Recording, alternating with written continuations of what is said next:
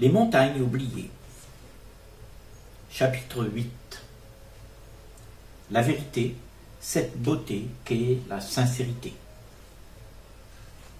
Il me semble qu'il faudrait définir le genre humain pour bien comprendre ce que nous sommes devenus suite aux milliers de décennies d'existence vécue. Cela, afin de voir l'orgueil que l'on pavane à travers la connaissance acquise de nos expériences. Voir si ce que nous prétendons être aujourd'hui n'est pas faussé par le constituant de nos désirs à vouloir tout savoir pour pouvoir dépasser les limites de notre ignorance. Par toute cette activité qui préoccupe nos esprits, nous sommes alors dépassés par l'ampleur de la chose, car toute l'ambition que nous avons entreprise à cette réussite expose le sceau de l'imperfection. Toutes les actions pour améliorer l'existence n'ont pas résolu le problème crucial de l'homme. Il demeure dans le désarroi de son ignorance et souffre de l'insécurité et de l'injustice grandissante que toute l'activité humaine engendre. Ne faudrait-il donc pas admettre que nous ne savons rien et ainsi apprendre la vie à partir de cette évidence? L'activité qui prélude l'enfermement de l'esprit. Une vérité, puisée d'un passé aussi glorieux soit-il, ne peut être authentique. Elle le fut. Mais maintenant, elle est morte. Ce n'est que l'idée qui la représente qui subsiste, et non sa nature vivante.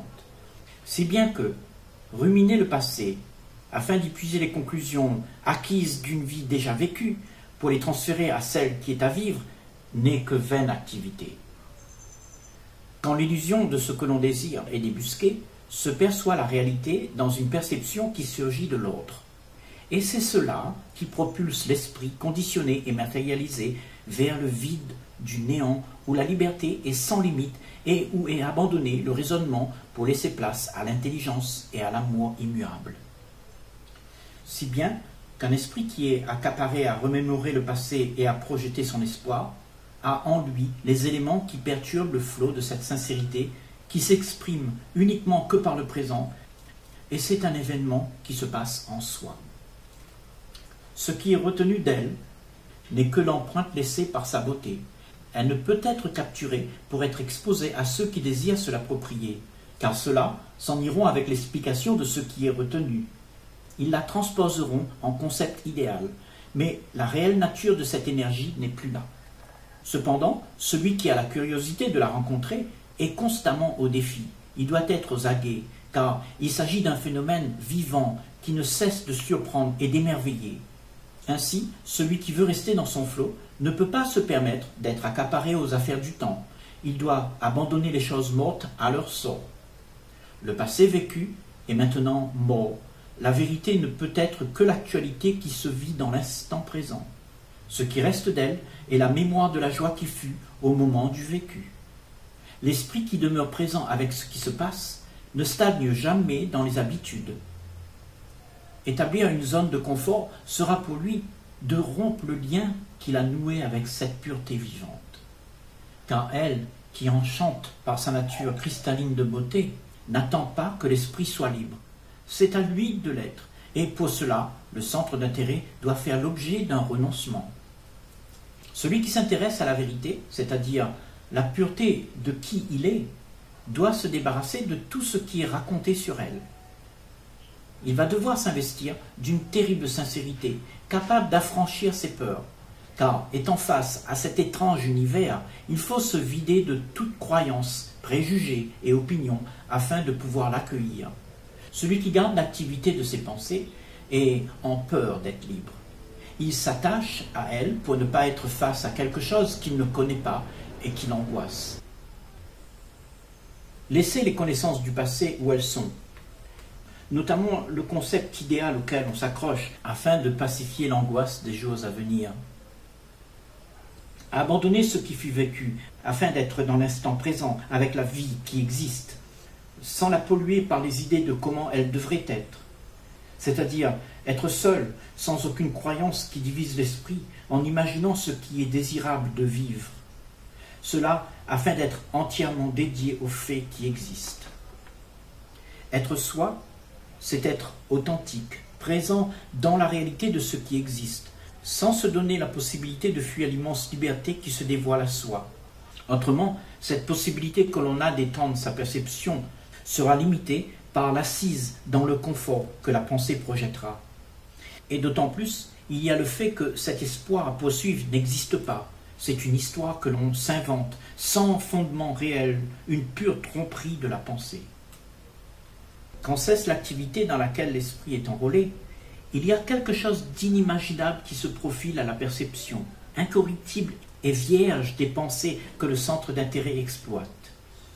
Toutes les croyances que la pensée invente et que l'esprit convoite à travers les rites traditionnels, afin de quémander ce qui est désiré, sont les activités des illusions projetées de notre propre invention. L'esprit les poursuit afin d'être réconforté du misérable quotidien qui a été engendré. Cette sécurité qui est convoitée est paradoxale, car elle crée toute l'insécurité que nous connaissons. Elle développe les peurs, la méfiance et les conflits qui fabriquent la souffrance. Car l'immensité est réduite à un concept où l'esprit est en dualité entre être et ne pas être. L'activité des quotidiens est alors la manifestation des tourments de la rivalité. Elle miroite la fuite de ce que nous ne voulons pas voir. Les problèmes de conflit arrivent sur la scène de nos vies pour avoir systématiquement rejeté la réalité au profit du mensonge qui se cache dans la promesse des jours meilleurs que nous désirons allègrement. Cependant, celui qui reconnaît le mensonge et accepte d'y faire face se donne la capacité de réaliser des actions véritables et porteuses d'harmonie. Mais nous sommes cristallisés par la connaissance statique en nous appuyant sur l'expérience humaine. Ensuite, nous avons fait des conclusions pour interpréter l'immense lien qui soutient l'univers que nous sommes. En conséquence, nous ne savons pas qui nous sommes. Et au lieu d'avoir la clarté, la confusion sévit dans les esprits.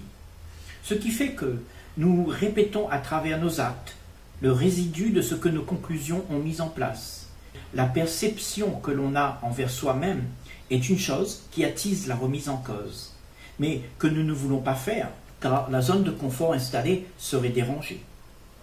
Les croyances réconfortantes que l'on a intégrées activent la conscience à un fonctionnement désordonné, car elle produit l'illusion sur laquelle l'esprit s'appuie.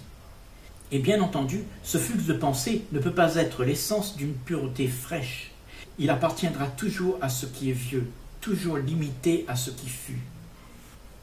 Et comme nous le disions, l'esprit insiste à garder cette compréhension limitée afin de parfaire l'existence, si bien que tout ce qui sera entrepris par les moyens limités de la pensée restera inachevé et sera à nos portes un problème à résoudre. L'esprit est subjugué de problèmes qui font l'objet de nos tracasseries, car l'ordre n'y est pas. Le tout va, rampant à la catastrophe, enfonçant le monde dans le chaos. Mais nous insistons en nous faisant la promesse que tout ira bien. L'esprit est tellement habitué à fonctionner de la sorte que ces médiocres modes de vie sont banalisés et acceptés de génération en génération. De ce fait, toute la vie est consacrée à résoudre les problèmes créés par la pensée qui projette de construire le monde parfait. Et bien entendu, toute cette activité ne peut être l'essence d'une harmonie. Elle est actionnée par les limites de la connaissance des conclusions des passés vécus, toujours limitées à ce qui fut. Depuis les temps immémoriaux est énoncée la promesse que le bonheur viendra. Alors nous passons de bataille en bataille sans voir la fin de nos désirs. L'esprit est conditionné à ces modes de vie où il est dans la compulsive demande à engranger toujours plus de connaissances. Cela afin de trouver la solution miracle qui va le faire sortir de la routine. Car à toujours chercher des solutions, il doit aussi constamment gérer les problèmes que ces solutions mises en place ont engendrés. C'est l'effet qui se produit dans le monde pour s'être enrôlé dans la compulsive nature de la pensée qui embrigade l'esprit à des actions que l'on renie ensuite. La sincérité est donc méconnue et être soi-même semble impossible, car aussitôt qu'il y a tentative, un réseau d'idées, de croyances et d'angoisses font barrage. Alors on joue à faire semblant et l'apparence devient un mode de vie sophistiqué qui divise l'esprit dans la rivalité entre être ou paraître, d'où la dualité en soi. C'est une pratique que l'on se cache à soi-même et qui fait perdurer les conflits dans nos relations où la grande majorité joue le rôle de victime pour ne pas prendre la responsabilité de ses actions contradictoires. Car, à vrai dire, tout ce qui nous arrive est le résultat de ce que nos pensées ont projeté à travers nos échanges, qu'ils soient intimes ou collectifs. Toute la mascarade qui sévit à cause de la peur d'être vrai fait que la réalité de soi est bâclée par l'interprétation de ce que l'on se raconte à soi-même. Les pensées que l'on véhicule ont l'art de dissuader. Mais la sincérité qui demeure est la chose la plus belle qu'il soit, car la pensée n'a pas de relation avec elle. Elle est l'élément sacré de l'existence. Celui qui trouve l'art de laisser ce sacré être l'expression de lui-même est celui qui a pris connaissance du fonctionnement de la machine pensante. Il sait observer son mouvement et ne se laisse plus surprendre par l'illusion qui est projetée. Il y a donc cette sagesse à acquérir devant la stratégie des pensées où l'esprit se cautionne par la résistance imposée à la sincérité pour qu'elle se taise. Cette présente sincérité de soi a un attrait vulnérable, car elle est au milieu des loups qui veulent l'anéantir, mais la sagesse est son gardien. C'est pour cela qu'il est utile d'être constamment aux aguets de l'activité des pensées qui rôdent la faille. L'action de la pensée attise l'esprit à monter des murs de résistance où il se renferme sur lui-même dans son individualisme. Mais celui qui ne se réfère pas à elle pour devenir l'état acceptable qu'il croit devoir atteindre a la liberté d'être vrai. Le savoir qui gonfle l'ego.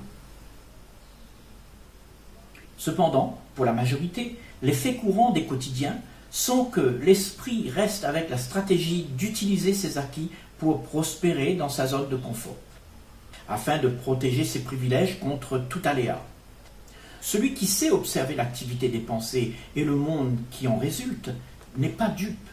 Il voit le désastre que cela a engendré pour atteindre des proportions phénoménales de souffrance. L'histoire est jonchée de ces rivalités que la pensée a créées dans les relations, et toutes les connaissances acquises n'ont pas été à la hauteur pour enrayer les souffrances de l'humanité. Tout ce qui a été fait pour que la vie soit plus acceptable au goût de chacun n'a pas résorbé le problème de l'absence de paix que nous aspirons pourtant tant. Il semble que toutes les connaissances que nous avons engrangées dans nos mémoires nous font tourner en rond dans un périmètre limité à répéter nos mêmes stratégies. Pour la plupart, jamais il est question de prendre conscience que nos actions sont liées aux centres d'intérêt, qui de toute évidence sont les causes du chaos qui engendrent la désharmonie de l'existence. Toute cette ruée vers les solutions afin de trouver un havre de paix occupe donc les esprits depuis des millénaires. Et cette activité est le résultat d'une aspiration fondamentale qui est de vivre de paix et de joie. Mais comme la connaissance limitée que nous avons est celle qui est prônée, glorifiée et utilisée pour y parvenir, l'esprit est continuellement occupé à penser à des solutions. Cependant, pour chaque solution qu'engendre la pensée, un problème surgit. Si bien que demeure l'insatisfaction que l'on se cache à soi-même, afin d'enrayer l'angoisse de devoir s'arrêter et d'affronter le silence, où l'intérêt du centre moi devra se taire pour laisser la place à l'intelligence et à l'ordre.